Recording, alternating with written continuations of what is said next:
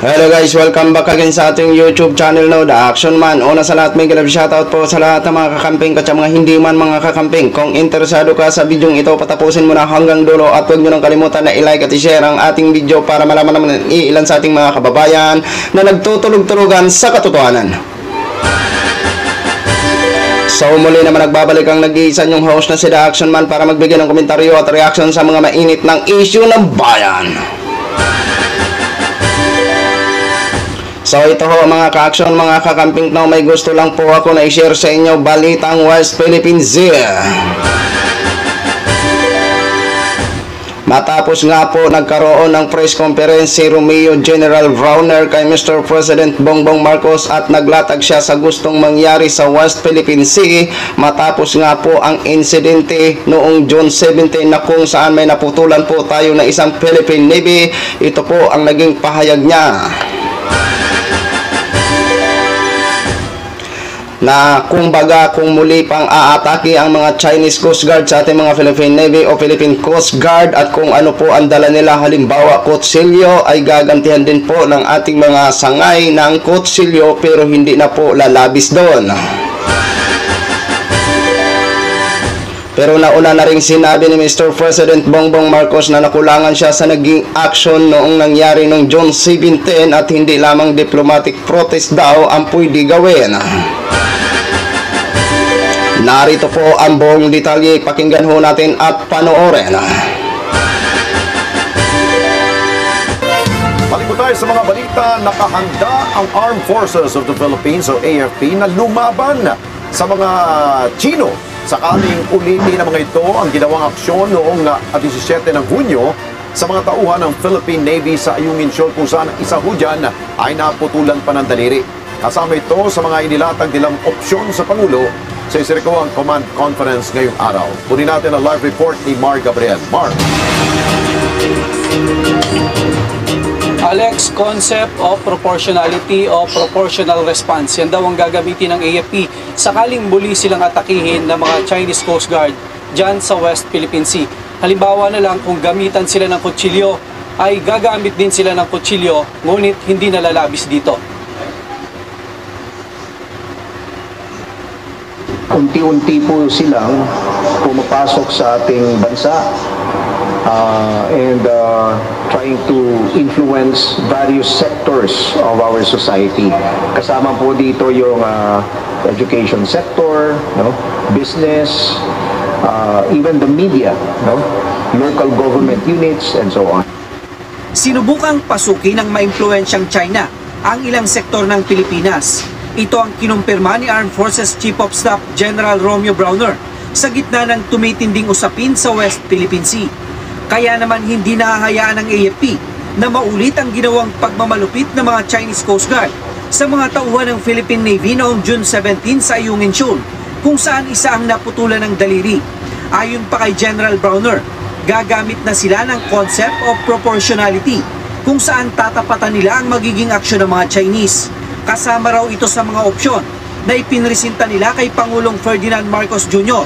sa isinagawang command conference sa Campo Aguinaldo kaninang umaga. So for instance, meron pong umatake sa atin. No?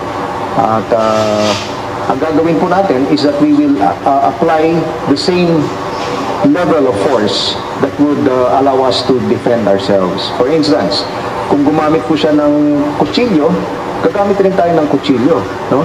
Hindi po yung lalabis, hindi lalabis dun sa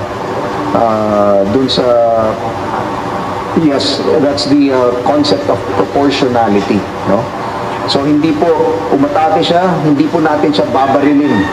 Una nang inihayag ng Pangulo na nakukulangan siya sa aksyon ng bansa sa nangyari noong June 17. Hindi raw sapat ang paghahain lang ng diplomatic protest.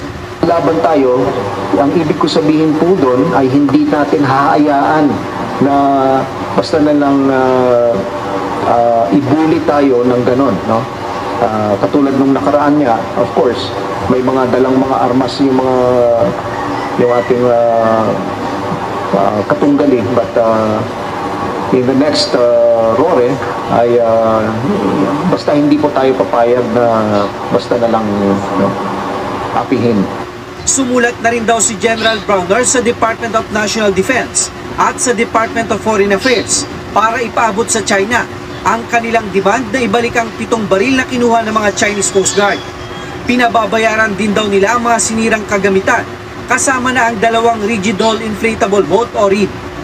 Demanding that China pay 60 million pesos for the damage that they caused during that hindi pa kasama doon, no, hindi pa kasama doon. But we are also looking into the possibility of charging them with the cost of restructuring the hand of CSN-1 Facundo, kasi mag-operahan po siya operahan para bumalik yung function ng kanyang kamay. Kasama rin sa ipinresinta ng AFP sa Pangulo ang kampanya para labanan ng disinformation sa West Philippine Sea. Partikular na rito ang Communication Plan Mulat. Kailangan mamulat po tayo lahat, magising tayong lahat dun sa nangyayari sa ating bansa, internally. So, in the West Philippine Sea, we have launched our new campaign plan, communication plan called Mulat. At ang pinaka-mensahe po natin ay nakasulat dito, no? The West Philippine Sea, these are our seas, our rights, and our future, na hopefully ay ma-adapt po ng ating mga kababayan, no? Ang West Philippine Sea ay ating karagatan, ating karapatan, at ang ating kinabukasan. So, hindi lamang po yung ginagawa natin ay para sa ngayon lamang, but we are also doing this for the future generations of Filipinos. So yun na ho mga ka-action, mga kakamping, no, napakinggan na po natin at napanood na po natin ang magandang option ng ating mga AFP ho. Mabuhay ho kayo. Kami po ay saludo po sa inyo, ma'am and sir. Salamat naman po at nagkaroon ang aming mga kahilingan o mga pagsisigaw dito na sana kung ano ang gawin sa inyo ng Chinese Coast Guard, yun din ang igaganti natin ng mga Armed Forces of the Philippines or Philippine Navy. Kaya mabuhay po, saludo po ako sa iyo, General Romeo Browner, at sa inyong mga members. Ayan. Asahan nyo po, pagdating sa disinformation, kasama nyo po kami na magdidebunk ng mga kapwa namin Pilipino na magsisinungaling o magkakalat sa social media ng kanilang mga kasinungalingan. Aasahan nyo po ang suporta namin. Mabuhay ho tayong lahat ng mga Pilipino. Ito po ang sinasabi natin para nang sa ganun makita po ng China na tayo ay pumapalag sa kanilang ginagawa. 'Di ba? Nang sa ganon magkaroon ho sila ng pagdalawang isip na gawin pa nilang ulit ito kapag mapanood ho nila ito, 'di ba? Tama po 'yan. Kung kutsilyo ang gagamitin, kutsilyo din po ang gagamitin ng ating mga Philippine Navy or AFP or Philippine Coast Guard. Oo, wag ho tayo magpatapak-tapak lamang sa sarili nating sovereign rights. 'Di ba? 'Di ba napakaganda po ang balitang ito, 'di ba? Dapat lang po nasingilin nyo ang China sa mga damages na kanilang ginawa sa ating mga sariling property government, no? Napakaganda po yan. Nang sa ganon, hindi na ho sila at hindi lang po dapat diplomatic protest. Kasi sandimakmak na po ang diplomatic protest ang ipinasa o sinumite ng Pilipinas, hindi ho sila nakikinig at binabaliwala ho nila lahat yun. Diba?